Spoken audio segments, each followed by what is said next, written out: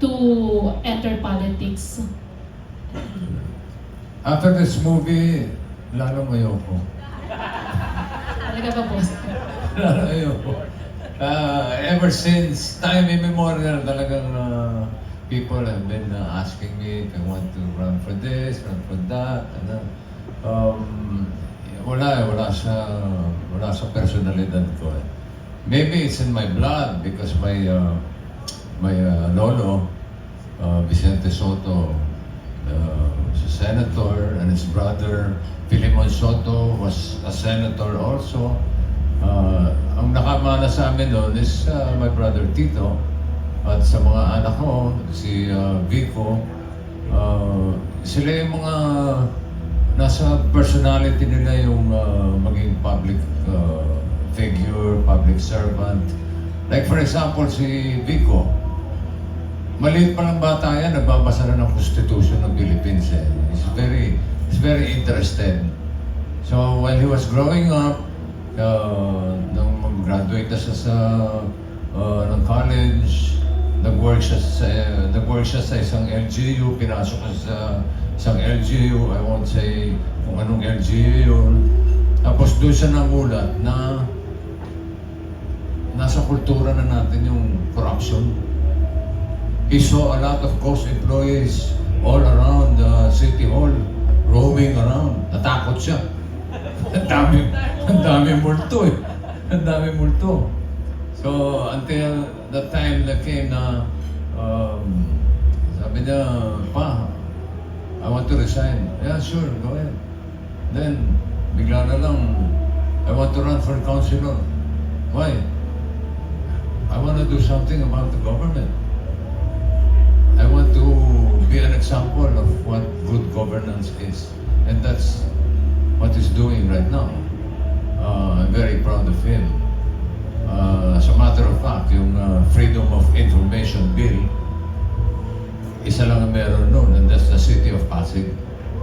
On national level, hindi pa napapasa yan. I don't know why.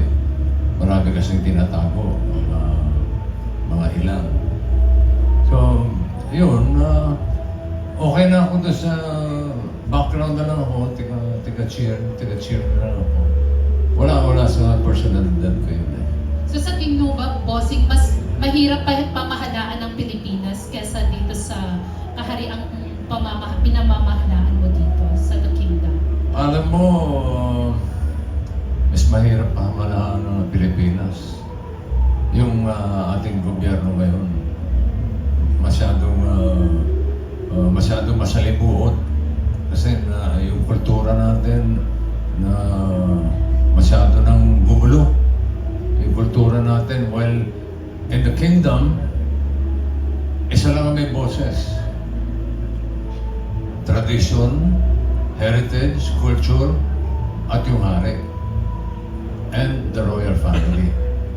Which, kung titignan mo, malapit na sa pagdiktatura eh. So meron siyang pros, meron siyang cons, may advantage, may disadvantage. So after watching the film, to each his own na kung paano mo sasagutin yung tanong namin na what if. Kanya-kanyang opinion na yun. So ikaw, bossing, kung ikaw yung tatanungin, gusto mo ba na sa Pilipinas magkaroon na lang ng hari kaysa presidente? Panoorin muna natin yung pelikula. Usap tayo ulit. Ayun. Si Papa P naman, kasi isa rin si Papa P sa mga nililigawan, di ba matagal na tumakbo sa politika. Ikaw ba, nagbago ba yung pananaw mo? After doing the film? Yes. I'm a very realistic person. Alam ko yung limitation ko bilang tao. At alam ko rin paano mangarap at paano mag-ilusyon. But if you're gonna ask me about my stand on politics, I already have a good platform where I can exercise however I want to change the country or however I want to help my fellow men. Hindi ko na kailangan pumunta ng politics. Okay na ako sa showbiz. Pero last na lang, kung kayo yung magbibigay ng State of the Kingdom address nyo ngayon, aside from promoting the film, ano yung gusto nyo maging message sa ating bansa? Sa mga Pilipino, sa mga leader na nakaupo ngayon? Let's be proud that we are Filipinos. Makikita natin din sa pelikula ito yung mga yung pinanggalingan ng ating lahi. Sabi nga, di ba, hindi tayo na-colonize ng mga Spaniards at ng mga Americans. Eto sana tayo ngayon. Kung makikita mo mas ma-appreciate mo yung salitang Pilipino. And you will be proud that you are a Pinoy. Sa mga namumuno po, may gusto kayong iparating na mensahe? Sa mga leader po natin ngayon. Okay naman sila. Wala na kayong gustong State of the Kingdom address. Alam mo, basta okay sila. No, that they're doing good jobs. Well, not all, of course, no. Pero, I mean, like our president, Bongbong, he's doing his best to lead us. Hindi naman overnight. Lahat okay na eh. I mean, but for me, he's doing a good job. I like him. Si Papa P, may gusto ka bang iparating sa mga... Kung ako yung magbibigay ng State of the Kingdom address, I was telling TV, baka mapa-trouble ako sa sasabihin ko. Gusto ko lang sana sabihin, kung ano yung nangyayari sa gobyerno, sa mga hearing, sana iwanan natin yung entertainment sa showbiz. Kasi dapat yung entertainment nagagaling sa showbiz, hindi sa gobyerno. Para tayo yung pinapanood, hindi sila. Okay, thank you. Thank you, Jan. Talagang kumandidato ka na eh.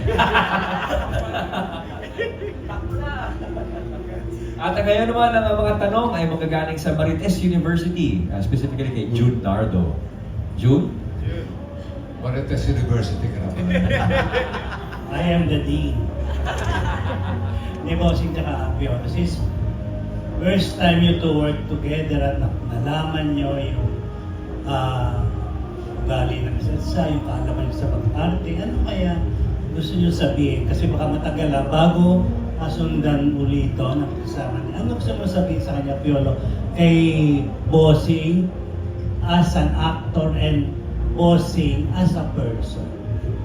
Ako, hindi tayo matatapos po. Ganun ba? Sobrang akong fan ni Bossing. Bata pa lang ako, pinapanood ko na, all his films, his TV shows, and I'm still a big fan. And to be able to act alongside this guy, an icon for that matter, it's like, totoo ba nangyayari? It's very surreal for me until now.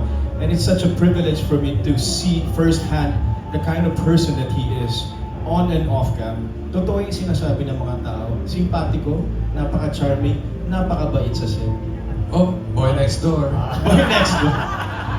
As an actor, masuma ako sa kanya na sobra because just the same for me, my role was really hard, but even Bossing helped me to just really focus on my character. Hindi siya nag-joke sa set, and he was really, parang baguong artista ba? Alam mo yung hindi siya know-it-all, ang dami ang tanong kay Direk Mike, and he was very present. Kumbaga, yung pagmamahal niya sa craft niya, i-admire mo. Kasi sa tagal niya sa industriya, hindi niya kailangan.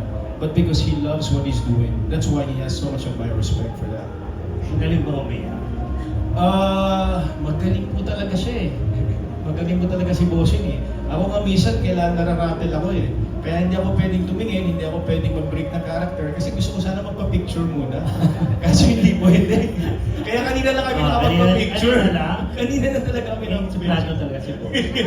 Personal. Hindi, yan. Si Bossing naman, ikaw,